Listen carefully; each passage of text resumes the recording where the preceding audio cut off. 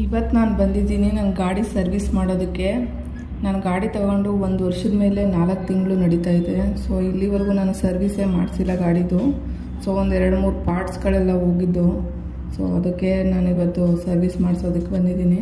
ಗಾಡಿ ಪಾರ್ಟ್ ಹೋಗಿದ್ರೆ ಬೇಗನೆ ಹಾಕ್ಬಿಡ್ತಾರೆ, ಬಟ್ ವೀಲ್ ಚೇರ್ದು ಇದೆಯಲ್ಲ ಅದರಲ್ಲಿ ತುಂಬಾ ಕೆಲಸ ಇದೆ, ಅದು ಸ್ವಲ್ಪ ಲೇಟ್ ಆಗ್ತಾಯಿತ್ತು.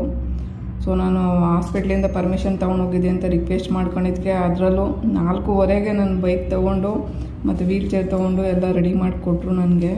ಇಲ್ಲೊಂದು ಬಟನ್ ಇದೆ ಫೋಲ್ಡಿಂಗ್ದು, ಅದು ಹೋಗಿತ್ತು. ಸೊ ಅದನ್ನು ರೆಡಿ ಮಾಡ್ತಾಯಿದ್ದಾರೆ. ಇಲ್ಲಿ ಸೈಡಲ್ಲಿ 2 ಇದಾವಲ್ಲ, ಈ 2 ಹೋಗಿತ್ತು. ಅದೊಂದು ಮತ್ತು ಸ್ಟಾರ್ಟ್ ಬಟನ್ ವರ್ಕ್ ಆಗ್ತಿರ್ಲಿಲ್ಲ, ಬ್ಯಾಕ್ ಬಟನ್ನು, ಮತ್ತು ಬ್ರೇಕ್ದು ಇದು ಹೋಗಿತ್ತು. ಸೊ ಇದನ್ನೆಲ್ಲ ರೆಡಿ ಮಾಡಿಸ್ಕೊಂಡು ಹೊರಟಿದ್ದೀನಿ ವಾಪಸ್ಸು. ಮೆಜೆಸ್ಟಿಕ್ ಮೆಟ್ರೋ ಫುಲ್ಲು ಚೇಂಜ್ ಆಗಿಬಿಟ್ಟಿತ್ತು.